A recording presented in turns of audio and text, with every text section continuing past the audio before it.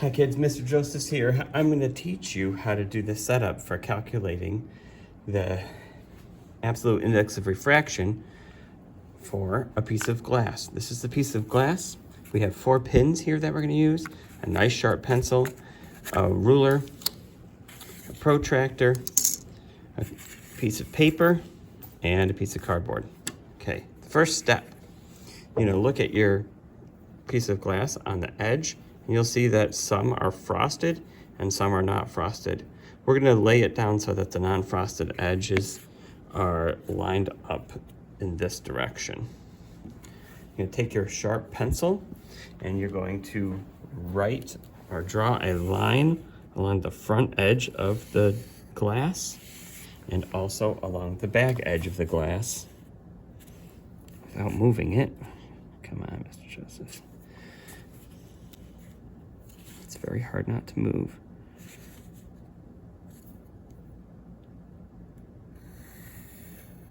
Okay, then you're going to remove that, and using the ruler, we're going to extend those lines to each edge of the page, like so. Now you're going to be able to take this, if you need to, and move it back and forth along these lines. The next step we're going to do is you've been given an angle that you need to measure. And so first we're going to choose a spot along here, and I'm going to mark it, and we're going to mark an angle that's at 90 degrees, a spot at 90 degrees. And then we're going to take our ruler again, and those 2 dots, we're going to make a small dashed line that crosses that first line that goes across the front. We're going to extend it all the way out on this side. Okay, and it will look like something like this. This is called a normal line. It's a perpendicular line. So this is the first normal line. And if whatever angle you're given, I'm going to use 30 here. You're going to orient your protractor like this. Make sure that this line lines up with the normal line, and so does this one. Let's see. Okay. I'm going to choose 30 degrees. So I go 10, 20, 30 degrees. I'm going to put a dot right here at that 30. And then I'm going to take my ruler, and this time I'm going to take my ruler, I'm going to write a solid line from that dot I just created to the point right there. Okay, so this right there is 30 degrees. For me, you're going to have a different angle that you're given.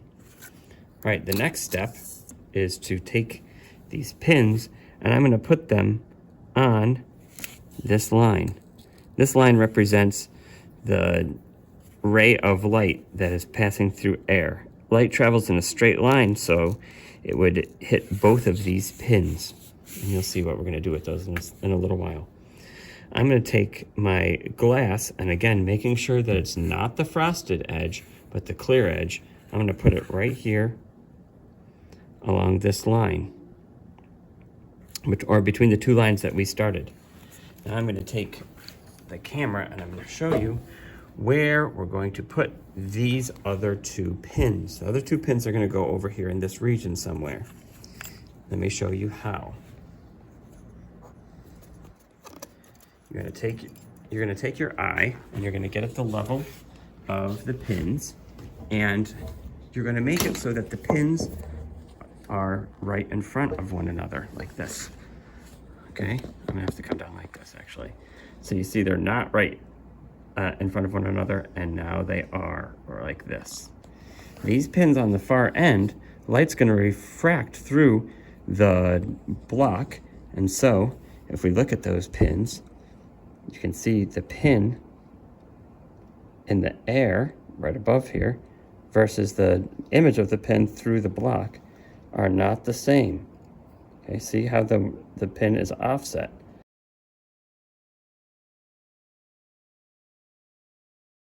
So we want to line up the pin that's in the block with the other two pins that we've already started. So I'm gonna move over until they line up.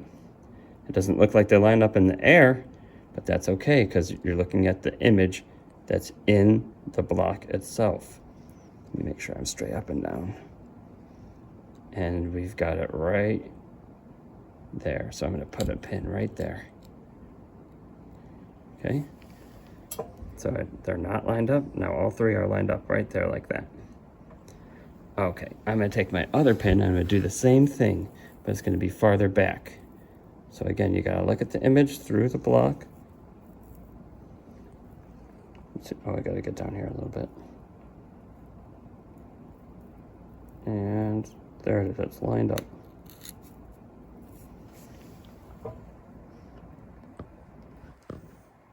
Okay, so once again, we have these images lined up through the block and in the first two in the air, looks like that. And then we're gonna go back up to the top and we can, all right, here we go. So now what I'm gonna do is I'm going to remove the block. I'm gonna remove these pins, move these pins, and I'm going to take my ruler and I'm going to line it up to the two dots left by those pins, and I'm going to draw a line until it meets that back edge of where the glass was. This is where the back edge of the glass was, right? And I'm going to also write a line that goes from the point where it entered the glass to where it exits the glass. So from this point to that point, we're going to draw a line. Okay, now you can see this bending. You can see that this bent a little bit. So it came in here and then it bent inward a little bit. That represents a ray of light that is bent inward. So our eyes think that this point, this point, this point, and this point are in a straight line because when the light came into the glass, it bent over here and then it bent outward. And so it looks like we're just seeing what the light is showing us. But now what you can do is now measure this angle right here, and this is our theta 2, or our second angle. And then, so you want to extend this perhaps, and then use the protractor, and I can put it on like this, so that my 0 mark is along the normal line again, and I can read it off right here. Actually, I'm going to flip this over so I can see it a little better. That's right. Okay, so I'm going to go over here. I can go to 10, and it's almost a 20. It's actually at about 17, so I have 17 degrees. And now I can use those values in the equation.